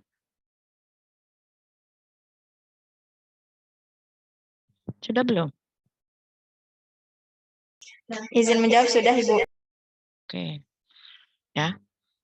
Jadi privacy itu tidak semata-mata menutupi tubuh pasien saat melakukan pemeriksaan atau melakukan tindakan keperawatan ya. Baik dengan hordeng, kerek, pintu, menutup pintu dan sebagainya. Tapi privacy juga ini kaitannya dengan informasi ya. Jadi tolong hati-hati, jangan ember, kita latihan. Latihan memegang rahasia pasien ya. Kamar yang tenang dan hangat, kebutuhan khusus klien tadi contohnya toilet, minum, permukaan untuk penempatan peralatan. Jadi alat-alat itu juga harus dipastikan berfungsi dengan baik. Ya, jangan ketika mau melakukan tindakan alat-alat itu tidak siap pakai ya, karena itu pengalaman kemarin Ibu waktu general check up di Lakespra pas pemeriksaan telinga. Ini kayak headset gitu, tapi tidak berfungsi sebelah. Ya, mengganggu proses pemeriksaan.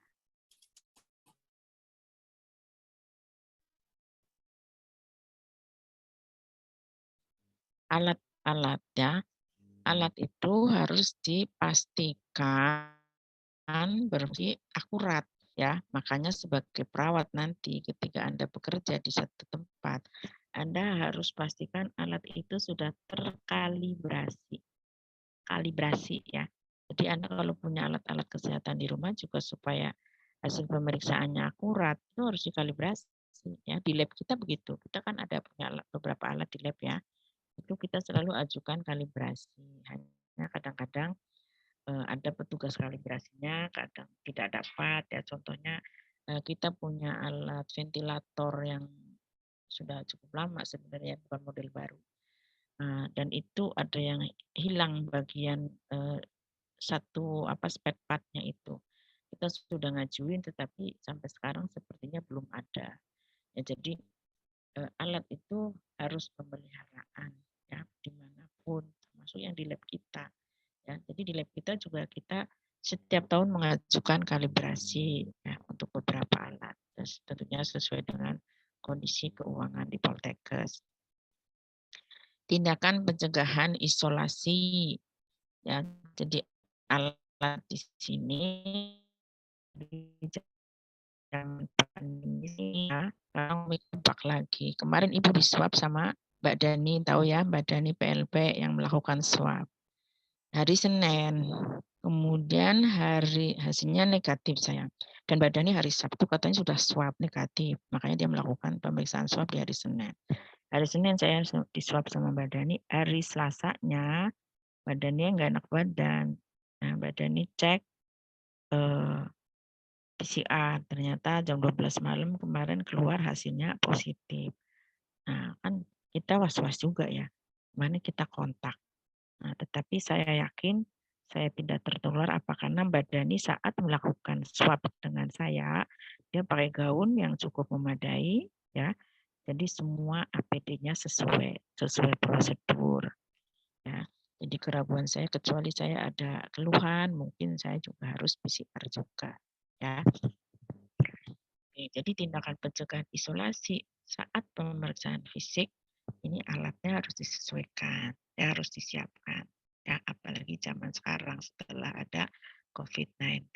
Ya mungkin sebelumnya kita nggak terlalu sama yang namanya APD ya. Meskipun sudah ada APD sesuai standar, misalnya di OK, APD-nya ada standar OK. Nah, tapi dengan adanya COVID plus, ya, yang tadinya pakai baju hanya satu, sekarang pakai baju ditambah lagi. Ya. Sarung tangan yang tadinya hanya satu, sekarang sarung tangannya ditambah lagi, dan seterusnya. Ya, bagi proses cuci tangannya dan sebagainya itu tindakan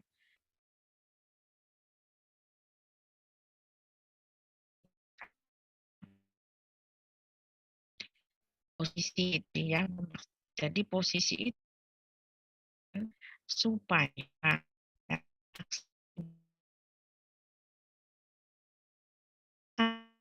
itu sesuai pasti. Jadi kamu memberikan posisi pasien yang membuat itu sulit, pasiennya nyaman. Ya. Untuk tadi mau meriksa daerah anus, ya kan daerah anusnya harus terekspos oleh mata kita. Jadi kan bokong itu harus di depan kita. Ya. Nah supaya bokong itu di depan kita, nah, pasien kan harus miring. Nah miringnya supaya nyaman, ya tadi nyaman bagi pasien kita kan posisi ya, jadi di bawah kaki yang kita taruh mata anus itu terekspos oleh mata dan tangan kita yang akan melakukan pemeriksaan itu mudah. Nah, ini memastikan aksesibilitas ke bagian tubuh yang sedang dinilai. Nah, contoh draping juga kedinginan, juga eksposur yang tidak perlu tadi, makanya adanya selimut tambah atau selimut ekstra ya. Jadi ketika mengangkat rok pasien tadi, Anda kan mau melihat apa tadi daerah anus ya, kan bokong harus dibuka. Kalau atas mungkin bisa ketutup oleh baju, tapi yang bawah yang dari bokong ke bawah ke kaki itu kan harus ditutup. Ya, ini maksudnya draping. Mencegah kedinginan dan juga mencegah eksposur yang tidak perlu. Ya. Jadi kita hanya buka daerah yang mau diperiksa saja. Itu juga untuk membangun basis data yang dengannya data selanjutnya dapat dibandingkan. Jadi dasar pemeriksaan fisik ini dipakai nanti untuk membandingkan data berikutnya. Tadi sebenarnya penilaian pasien itu terus-menerus ya. Kalau perawat tadi setiap shift, ya, berganti perawat, berganti penilaian terus-menerus sampai si pasien disimpulkan baik misalnya, atau sebaliknya memburuk misalnya. Penilaian komprehensif head to toe, ya, pemeriksaan fisik tadi bertujuan untuk penilaian dari kepala sampai kaki tidak ada yang terlewat. Untuk orang dewasa harus head to toe atau sistematis. Anak-anak tidak harus sistematis, tidak harus head to toe. Untuk anak-anak yang paling sakit, misalnya sakitnya di tangan, tangan itu akan paling terakhir. Atau sakitnya di telinga atau di daerah kepala itu, maka kepala akan kita periksa yang terakhir. Jadi mana yang mudah diperiksa kalau untuk anak-anak, tapi untuk orang dewasa tidak. Itu prinsipnya head to toe. Ya. Kemudian penilaian bagian tubuh tertentu itu fokus. Ya, tadi contohnya pasiennya dewasa. Ya, kemudian tadi keluhannya misalnya ada luka di kaki, ya, pada pasien DM misalnya ya. Pasien diabetes mellitus misalnya punya keluhan di kaki, luka di kaki yang nggak sembuh-sembuh. Sebelum tadi kita sudah head to toe, nah kita akan lebih fokus lagi kepada luka di kakinya ini. Ya, kita teliti betul lukanya seperti apa. Atau penilaian sistem tubuh. Ya, misalnya pasiennya mengeluh sesak nafas karena ada riwayat sakit jantung. Nah, setelah pemeriksaan head to toe, maka kita akan fokus kepada masalah jantungnya. Jantung itu apa yang kita lihat tadi ya, kita periksa dari suara jantungnya. Adakah murmur, adakah gelap. Nah, kita lebih fokus lagi ke jantung ya. Adakah hambatan dari tadi di tadi ini ya di radialis mana sih namanya. Nah, ini karena di perifer di sini ya. Nah, kemudian ada bandingan dengan tadi di apek. Apek itu ya.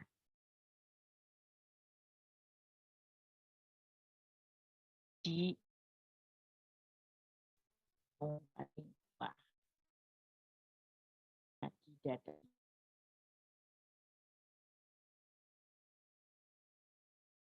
Tapi karena ada gangguan penghantaran ya, dari sistem apa tadi misalnya ada gangguan penghantaran dari jantung, sehingga terjadi perbedaan rate-nya ya. Misalnya di sini 100 kali per menit sampai di perifer 80 kali. Itu maksudnya sistem ya. Jadi kita bisa fokus kepada yang sakitnya, ya, bagian tubuh yang sakit, dan juga fokus pada sistem tubuh yang sakit. Ya, meskipun nanti prinsip head to toe tetap, prinsip head to toe tetap, tetapi kita harus fokus pada yang dikeluhkan pasien. Ya, paham sampai sini? Ya. Jadi prinsip pemeriksaan fisik head to toe, tetapi kita harus fokus juga kepada yang dikeluhkan pasien. Artinya di situ kita harus lebih menggali lagi masalah yang dikeluhkannya itu. Ya. Dilakukan secara aseptik. Jadi pemeriksaan fisik itu harus dilakukan secara aseptik. Ya.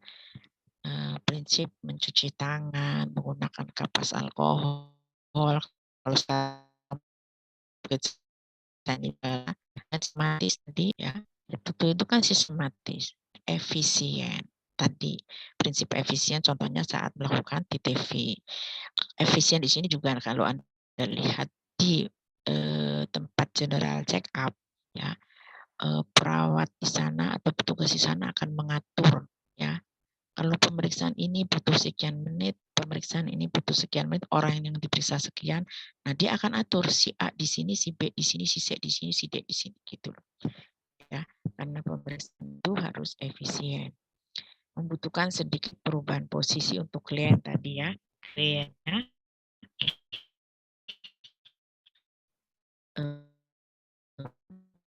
posisinya ketika ini posisi ini dia harus posisi ini ya.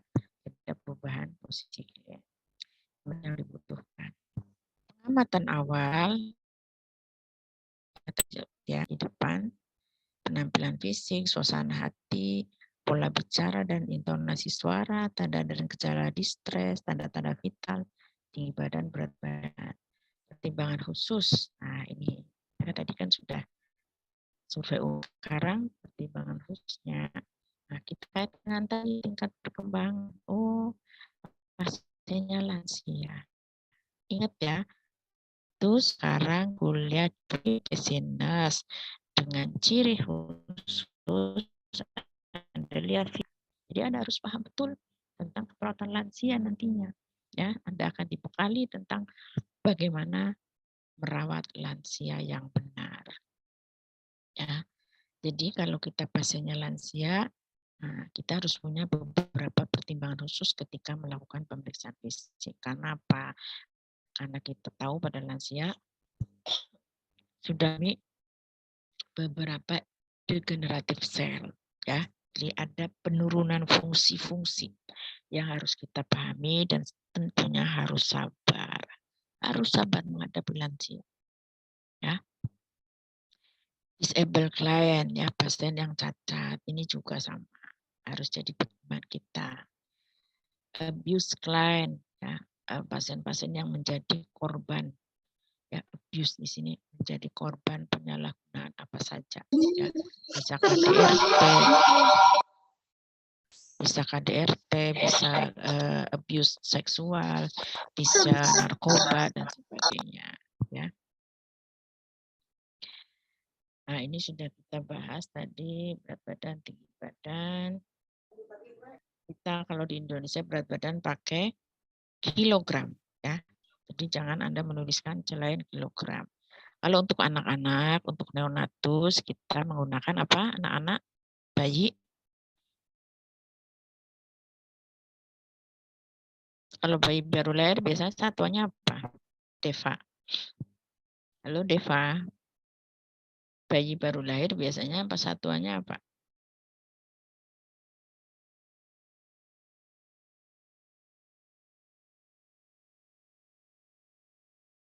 Deva dengar nggak?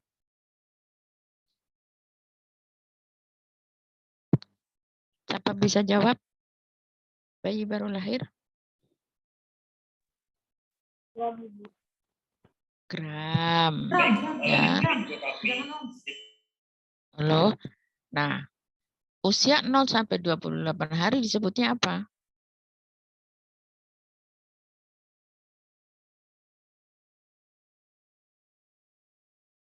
Usia 0 sampai 28 hari. Ada yang tahu?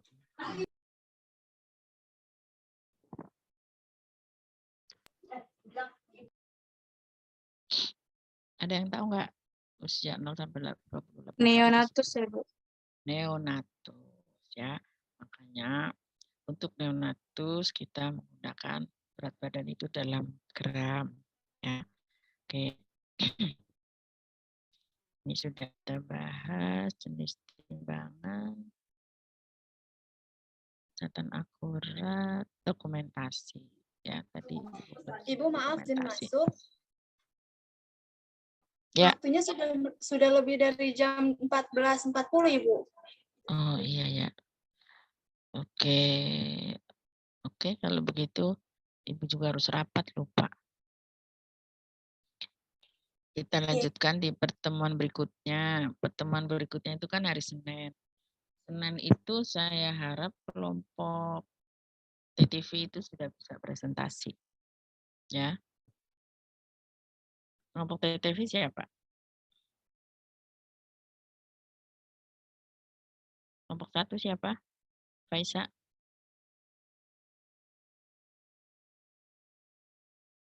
Sebentar.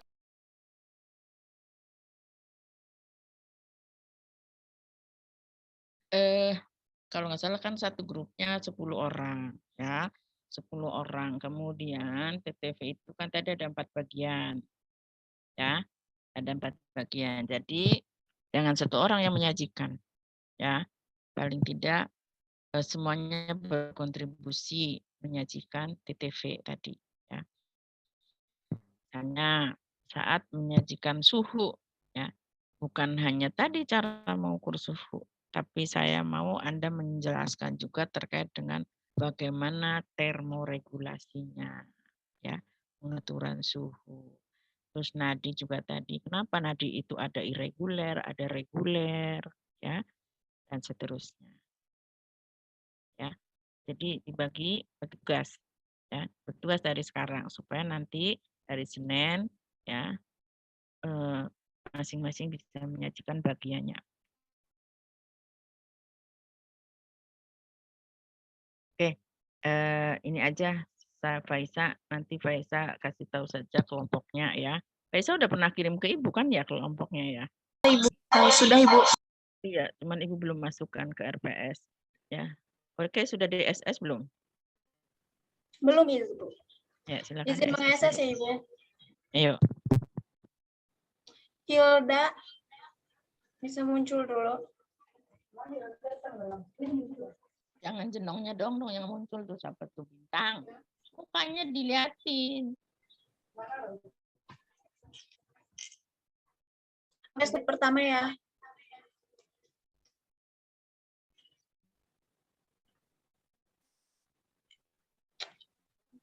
Tuh 2, 3. Udah. Slide kedua. Nur Khalisah bisa on cam dulu nggak? Kalau SS itu kelihatan tanggalnya ya, siapa Moya? Iya, Ibu. Jadi ketahuan tanggal, jam. Oke, slide kedua ya. 1, 2, 3. Ya sudah, terima kasih. Oh, ya, belum Ibu tutup kelompok sebelum Ibu bisa lihat dulu sampai hari Minggu ya.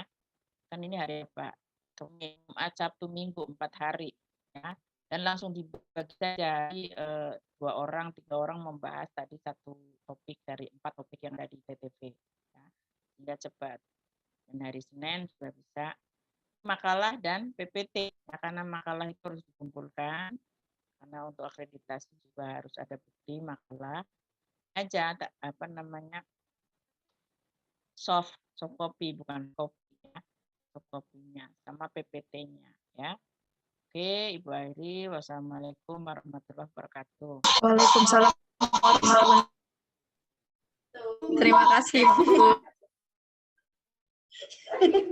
Aisyah cekikan siapa sih Aisyah dari tadi sudah selesai cekikan.